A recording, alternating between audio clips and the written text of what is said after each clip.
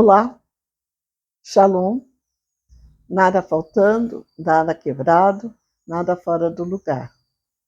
Pastora Sâmia Tal. Tudo bem com você? Espero que sim. Eu estou muito feliz com os testemunhos que eu tenho ouvido sobre os vídeos que eu tenho postado. E hoje estava orando, pedindo a Deus uma palavra. E eu quero comentar algumas coisas que já foi falado aqui, como, por exemplo, Jesus. O Novo Testamento, inclusive, confirma isso, que no princípio, quando foi criado o mundo, estava o Pai, o Filho e o Espírito Santo. A gente encontra isso nitidamente em Gênesis capítulo 1, que fala que Deus criou o mundo, João fala que nada do que foi feito seria feito se não tivesse a presença de Jesus. E o Espírito, que é o Espírito Santo, pairava sobre as águas. Aliás, água também significa Espírito Santo. A palavra significa Jesus. E a figura de Jesus aparece no Antigo Testamento de várias formas, de várias citações: o Senhor, Deus dos exércitos. Então, se referindo a Jesus Cristo, Isaías 53 fala de tudo que Jesus passou. E depois, olha que Isaías foi escrito muito antes de Jesus se tornar homem. Aí vemos no Novo Testamento, outra vez, os 4 evangelhos, falando cada perfil de Jesus, cada um de uma forma diferente, mas igual. Não sei se você entende isso. E durante todo o Novo Testamento só se fala de Jesus. Nós já falamos várias vezes, vários vídeos, agora e antigamente, sobre arrebatamento, quer dizer, arrancar. Esse arrebatamento, nem todo homem vai ver. Quando eu falo homem, é espécie humana, é o homem, mulher, etc. Nem todos verão Jesus nas nuvens, acompanhado com anjos tocando os instrumentos com fortes alaridos. Então, ainda isso não aconteceu, embora tenha algumas denominações e teologias que falam que Jesus Cristo já voltou. Não é verdade. Jesus Cristo está para voltar. Muitos falam assim, mas desde antigamente fala que ele ia voltar. Sim, eu confirmo, desde que ele subiu aos céus. Quando ele foi consolar os discípulos, ele disse: não se turbe o vosso coração. Da mesma maneira que vocês estão vendo eu subir, e é necessário, eu vou enviar o outro Consolador, que é o Espírito Santo, que é a terceira forma de Deus se pronunciar ao homem. São 3 pessoas distintas, mas um só Deus.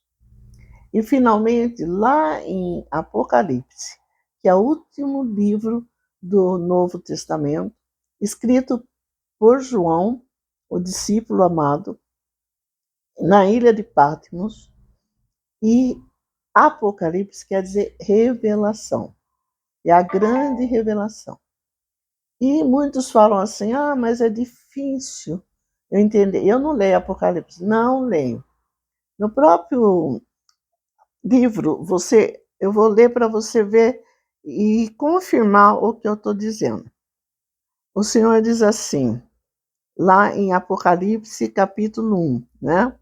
Quando João começa a falar dele, no versículo 3, capítulo 1 diz assim: bem-aventurado aquele que lê e os que ouvem as palavras desta profecia e guardam as coisas que nela estão escritas, porque o tempo está próximo.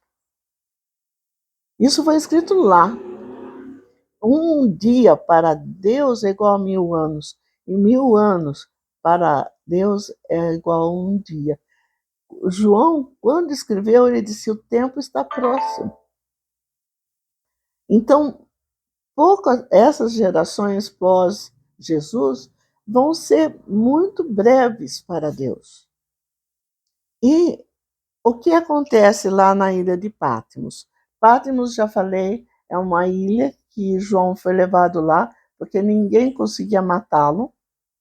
Ele foi o único discípulo que não foi sacrificado. Ele morreu na sua casa com longos anos de vida. E João, ele, em Patmos, que era uma ilha que não tinha nada, nada. Ele diz aqui no primeiro capítulo de Apocalipse que ele foi, no momento, arrebatado. Ele foi arrebatado e ele teve uma visão. A primeira é que ele viu 7 castiçais de ouro. Isso representando as 7 igrejas. Eu vou voltar a falar dessas 7 igrejas.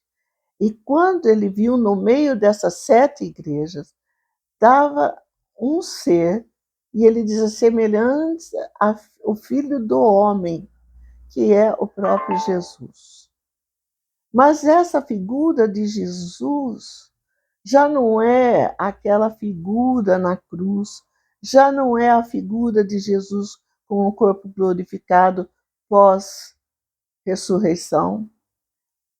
Esse Jesus já aparece como um ancião, cabelos brancos, e eu vou ler para vocês. Ele diz assim: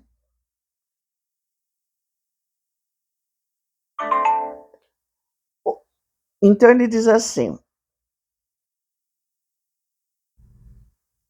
no meio dos castiçais, versículo 13, capítulo 1 de Apocalipse, um semelhante ao Filho do Homem, vestido até aos pés, com uma veste comprida e cingido pelo peito com um cinto de ouro, e a sua cabeça, cabelos eram brancos como lã branca e como a neve, e os olhos como chama de fogo. E os seus pés, semelhantemente a um latão reluzente, como se tivesse sido refriado numa fornalha. E a sua voz, como a voz de muitas águas. E ele tinha em sua destra 7 estrelas, e da sua boca saía uma aguda espada de 2 fios, e o seu rosto era como o sol, quando na sua força resplandece. E eu, quando o vi, caí aos seus pés, como morto. E ele pôs sobre mim a sua destra, dizendo: não temas, eu sou o primeiro e o último. Essa é a figura que rapidamente eu vou comentar com vocês. Não tem nada a ver com essas figuras que vocês veem em quadros, em imagens de Jesus. Ele é como um ancião, representando os dias.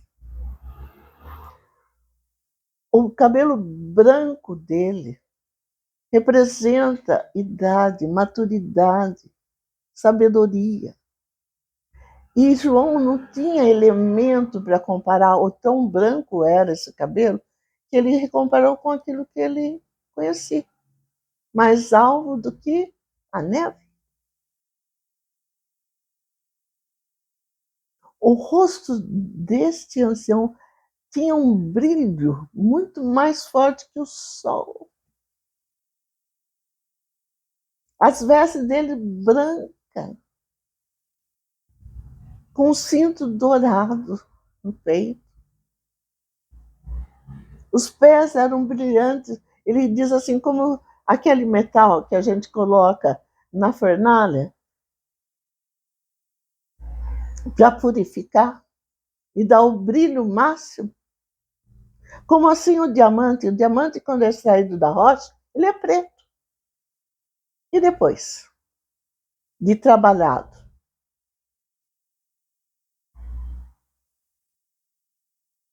Jesus, da boca desse homem, saiu uma espada, que a palavra é espada. A palavra que eu estou falando, a palavra da Bíblia, é espada, de dois gumes. Quer dizer, de um lado corta, do outro lado também. Um é para falar coisas boas, colocar bem-aventurança, promessas, cura, salvação. Do outro lado, condenação, juízo. Essa figura que João viu. E as 7 estrelas que ele tem na mão representavam uma estrela de cada igreja. E o castiçais, os castiçais de ouro, são as 7 igrejas. E daí no capítulo 2 e 3 de Apocalipse, a palavra do Senhor dizia assim: eu gosto disso de você. Falando para a igreja. Mas você tem isso, de coisas erradas. E isso me